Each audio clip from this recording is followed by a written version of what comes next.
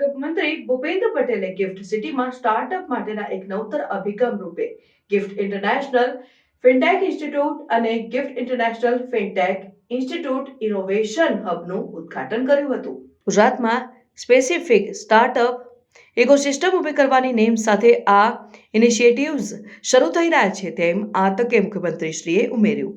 મુખ્યમંત્રી ભૂપેન્દ્ર પટેલે કહ્યું કે પાછલા એક દશકમાં દેશમાં વડાપ્રધાન નરેન્દ્રભાઈના નેતૃત્વમાં ફિનટેક ક્રાંતિનો અનુભવ સૌ કોઈએ કર્યો છે.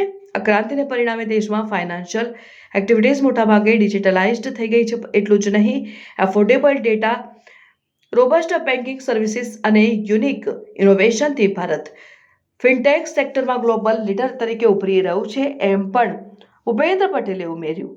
તેમણે જણાવ્યું કે ગુજરાતનું ગિફ્ટ સિટી ભારતને ગ્લોબલ ફિનટેક હબ બનાવવાના વડાપ્રધાનજીના વિઝનનું ઉત્તમ ઉદાહરણ છે. દેશનું એકમાત્ર ઇન્ટરનેશનલ ફાઇનાન્શિયલ સર્વિસ સેન્ટર અને બુલિયન એક્સચેન્જ અહીં કાર્યરત છે.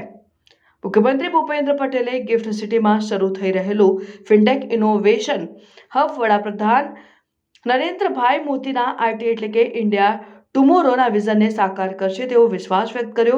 મુખ્યમંત્રીશ્રીએ ઉમેર્યું કે આ વિઝનને સાકાર કરવા માટે જ આ ફિનટેક ઇનોવેશન હબ હજારો યુવા ઉદ્યમીઓને નવી તકો અને યંગ પ્રોફેશનલ્સને નવા રોજગાર અવસર પૂરા પાડશે. આ યંગ પ્રોફેશનલ્સની સ્કિલ અને ઇનોવેશનથી ગુજરાત 2029 સુધીમાં ગ્લોબલ ફિનટેક રિવોલ્યુશનમાં અગ્રણી રાજ્ય બનશે એવી આશા મુખ્યમંત્રીશ્રીએ દર્શાવી.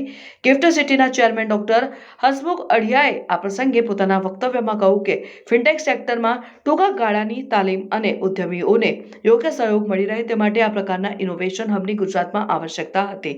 ગિફ્ટ સિટીએ ફિનટેક સેક્ટરમાં યુવાનોને પોતાનું કૌશલ્ય બતાવવાની તક આપવા આ ઇનોવેશન હબ કાર્યરત કર્યું છે. એટલું જ નહીં, ગિફ્ટ સિટીના ટાવર 2માં 1800 square feet ready to use જગ્યા ઉપર ફાળવી આપી છે. સ્ટાર્ટઅપ્સને મેન્ટરિંગ ફેસિલિટીઝ પણ અપાશે તેમ તેમણે ઉમેર્યું હતું. ગિફ્ટ સિટીએ ખૂબ ટૂંકા સમયમાં જ આ ફિનટેક ઇન્સ્ટિટ્યૂટ અને ઇનોવેશન હબ રાજ્ય સરકારના સહયોગથી કાર્યરત કર્યા છે. તે માટે ડોક્ટર અઢિયાએ ગિફ્ટ સિટીના સૌને બિરદાવ્યા હતા. ગિફ્ટ સિટીના એમડી અને સીઈઓ શ્રી તપન રેએ સ્વાગત પ્રવચનમાં ઇનોવેશન હબનો ઉદ્દેશ સ્પષ્ટ કર્યો હતો. રાજ્યના સાયન્સ એન્ડ ટેકનોલોજી વિભાગના અગ્ર સચિવ શ્રીમતી મોના કંદારે પણ પ્રાસંગિક પ્રવચન કર્યું હતું.